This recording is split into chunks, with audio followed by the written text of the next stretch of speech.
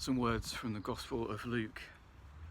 It was now noon, and darkness came over the land until 3 in the afternoon. Jesus called out with a loud voice, "Father, into your hands I commit my spirit." When he had said this, he breathed his last. As part of this Good Friday reflection, I want to talk a bit about silence, because I don't think that in our busy world and our society we're very good at appreciating and finding silence. Holy Week is such a mixture of emotions.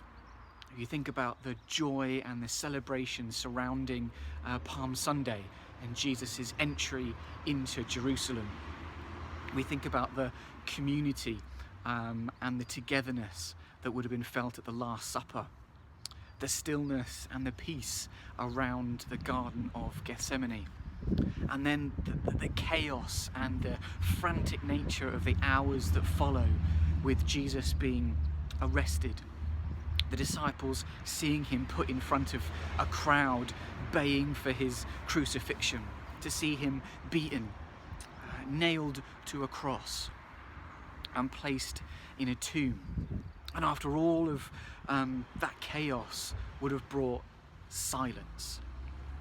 Even though Jesus had spoken about what would happen to him, for the disciples, that was the end. And after a frantic, chaotic week full of emotions and things to process, everything stopped.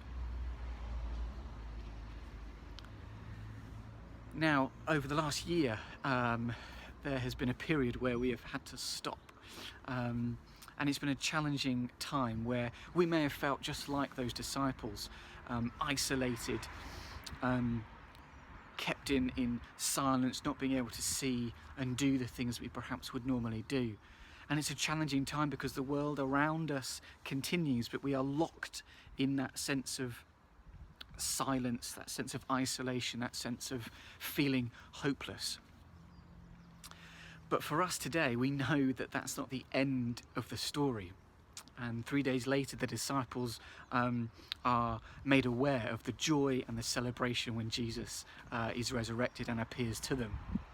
And for us today, we know that that's not the end of the story. We know that there brings hope and there brings celebration in Jesus' resurrection. And that hope and that freedom breaks that silence. It breaks that isolation. And it breaks that feeling of hopelessness. And it's that brings us closer to God, to know that we'll have those ups and downs, those moments of stillness, those moments of silence. But it's at those times that we draw closer to God, because we know the hope, the freedom, and the celebration that the joy of the Easter story brings us. So I want to give you a challenge today to spend some time in silence, which might be a challenge for you, or you might find that quite easy. Could be a couple of minutes, could be half an hour, could be an hour, it's entirely up to you. But spend some time in silence and spend some time reflecting on the emotions of the crucifixion, the sadness, the despair, but then reflect that it was all part of God's plan, and then reflect on how Jesus' resurrection, the hope and the freedom, breaks those negative feelings. And take the opportunity to just reflect on all that Jesus did, because he loved you so, so much. Let me pray. Heavenly Father, we know that Good Friday and Holy Week brings such a mixture of emotions when we look at what Jesus went through. Give us today the space to truly reflect on all that happened, but remind us that that's not the end. Sunday is coming, and reflect on the hope and the freedom that you give us because of your love. Amen.